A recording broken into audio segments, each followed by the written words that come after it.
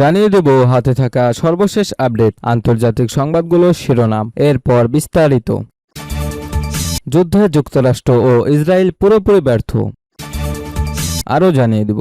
অবশেষে মুস্তফা খামেনির ভিডিও প্রকাশ, আরও জানিয়ে দেব। হরমুজ খুলতে যুক্তরাষ্ট্রকে যেসব শর্ত দিল ইরান, সর্বশেষ জানিয়ে দেব। ইরান যুদ্ধে অস্ত্র কমে যাওয়ায় উৎপাদন বাড়াচ্ছে যুক্তরাষ্ট্র।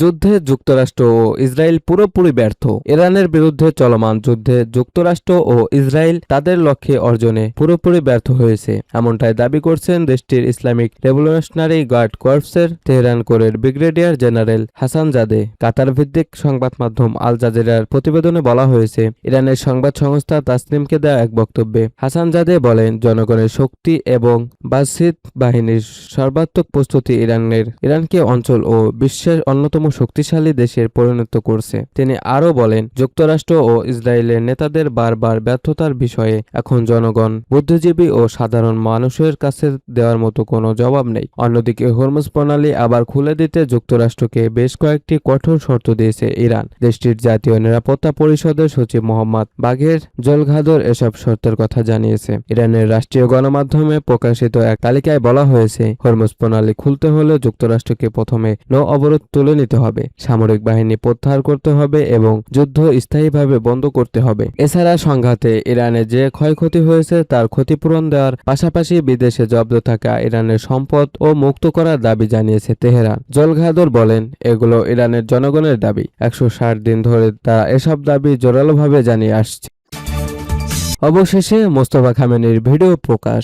ইরানের নতুন সর্বোচ্চ নেতা মোস্তফা খামেনির একটি ভিডিও প্রকাশ করেছে দেশটির আধা সরকারি সংবাদ সংস্থা মেহের নিউজ এজেন্সি। শনিবার 8 আগস্ট টেলিগ্রামে ভিডিওটি প্রকাশ করা হয়। ভিডিওতে দেখা যায় কয়েকজন মানুষ মোস্তফা খামেনিকে ঘিরে রেখেছেন। এ সময় তাকে আশেপাশের লোকজনের সঙ্গে কথা বলতে দেখা যায়। তবে ভিডিওটি কখন বা কোথায় ধারণ করা হয়েছে সে বিষয়ে মেহের প্রতিবেদনে কোনো তথ্য দেওয়া হয়নি। এমনকি মোস্তফা খামেনিকে ঘিরে থাকা ব্যক্তিদের পরিচয়ও প্রকাশ করা হয়নি। গত 28 ফেব্রুয়ারি তেহরান সহ ইরানের বিভিন্ন শহরে যৌথভাবে হামলা চালায় যুক্তরাষ্ট্র ও ইসরায়েল। ওই হামলায় ইরানের তৎকালীন সর্বোচ্চ নেতা আয়াতুল্লাহ আলী খামেনি, দেশটির কয়েকজন শীর্ষ সামরিক কমান্ডার ও বহু সাধারণ নাগরিক নিহত হন। এর জবাবে ইরান ওই অঞ্চলে থাকা যুক্তরাষ্ট্র ও ইসরায়েলের সামরিক ঘাঁটি ও বিভিন্ন স্থাপনায় দফায় দফায় ক্ষেপণাস্ত্র ও ড্রোন হামলা চালায়। নিহত আয়াতুল্লাহ আলী খামেনির ছেলে মুস্তফা খামেনি গত মার্চের শুরুর দিকে দেশটির অ্যাসেম্বলি অব এক্সপার্টস তাকে ইরানের নতুন সর্বোচ্চ নেতা হিসেবে নির্বাচিত করে। হরমুজ খুলতে যুক্তরাষ্ট্রকে যেসব শর্ত দিল ইরান। হরমুজ প্রণালী আবার খুলে দিতে যুক্তরাষ্ট্রকে বেশ কয়েকটি কঠোর শর্ত দিয়েছে ইরান। দেশটির জাতীয় নিরাপত্তা পরিষদের সচিব মোহাম্মদ বাঘের জলঘাদর এসব শর্তের কথা জানিয়েছেন। ইরানের রাষ্ট্রীয় গণমাধ্যমে প্রকাশিত এক তালিকায় বলা হয়েছে, হরমুজ প্রণালী খুলতে হলে যুক্তরাষ্ট্রকে প্রথম নৌ অবরোধ তুলে নিতে হবে, সামরিক বাহিনী প্রত্যাহার করতে হবে এবং যুদ্ধ স্থায়ীভাবে বন্ধ করতে হবে। এছাড়া সংঘাতে ইরানের যে ক্ষয়ক্ষতি হয়েছে তার ক্ষতিপূরণ দেওয়ার পাশাপাশি বিদেশে জব্দ থাকা ইরানের সম্পদ ও মুক্ত করার দাবি জানিয়েছে তেহরান। জলঘাদর বলেন, এগুলো ইরানের জনগণের দাবি। 160 দিন ধরে তারা এসব দাবি জোরালোভাবে জানিয়ে আসছে। তিনি আরো বলেন, আমেরিকা আচরণ সংশোধন না করা পর্যন্ত হরমুজ খোলা হবে না। এর আগে শনিবার ইরানের পররাষ্ট্রমন্ত্রী আব্বাস আরাকচি জানিয়েছিলেন, হরমুজ প্রণালী পরিচালনার বিষয়ে ওমানের সঙ্গে একটি সমঝোতা পৌঁছানোর খুব কাছাকাছি রয়েছে ইরান। তবে তিনি সতর্ক করে বলেন, প্রণালী পুনরায় খুলে দেওয়ার বিষয়টি আরও কিছু শর্ত পূরণের উপর নির্ভর করছে। এর মধ্যে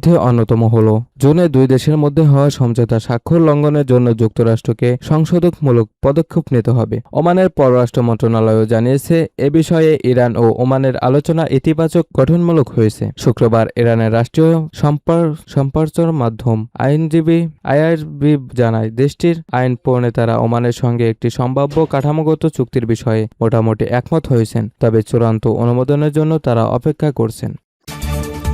ইরান যুদ্ধে অস্ত্র কমে যাওয়ায় উৎপাদন বাড়াচ্ছে যুক্তরাষ্ট্র। ইরানের সঙ্গে চলমান যুদ্ধের মধ্যে যুক্তরাষ্ট্রের প্রতিরক্ষা শিল্পকে দ্রুত অস্ত্র উৎপাদন ও সরবরাহ বাড়ানোর নির্দেশ দিয়েছে ট্রাম্প প্রশাসন। তা ওয়াশিংটন পোস্টের বরাতে এক প্রতিবেদনে এ তথ্য জানিয়েছে কাতার ভিত্তিক সংবাদ মাধ্যম আল জাজিরা। প্রতিবেদনে বলা হয়েছে, মার্কিন প্রতিরক্ষা দপ্তরে একটি স্বাক্ষরে অস্ত্র উৎপাদন বাড়ানোর পাশাপাশি বর্তমানে তীব্র সংকটে থাকা বিভিন্ন ধরনের গোলাবারুদ দ্রুত সরবরাহের নির্দেশ দেওয়া হয়েছে। গত বুধবার 5 আগস্ট মার্কিন প্রতিরক্ষা মন্ত্রী স্টিভ ফেইনবার্গ প্রতিরক্ষা শিল্পের শীর্ষ কর্মকর্তাদের কাছে চিঠি পাঠান। সেখানে তিনি 21 দিনের মধ্যে এমন পরিকল্পনা জমা দিতে বলেন যাতে গুরুত্বপূর্ণ অস্ত্র ও সামরিক সরঞ্জামের উৎপাদন বাড়ানো এবং সরবরাহের সময় উল্লেখযোগ্যভাবে কমানো যায়। ফেইনবার্গ বলেন, বছরের পর বছর ধরে চলা উন্নয়ন প্রতিক্রিয়া আর গ্রহণযোগ্য নয়। আমাদের এখনই অস্ত্র উৎপাদনের সক্ষমতা বাড়ানোর পাশাপাশি কার্যক্রমের গতি নাটকীয়ভাবে বাড়াতে হবে। এর আগে বিভিন্ন প্রতিবেদনে বলা হয়েছে, যুক্তরাষ্ট্রের অস্ত্র ও গোলাবারুদের মজুত কমে আসছে, বিশেষ করে ক্ষেপণাস্ত্র প্রতিরোধ ব্যাহত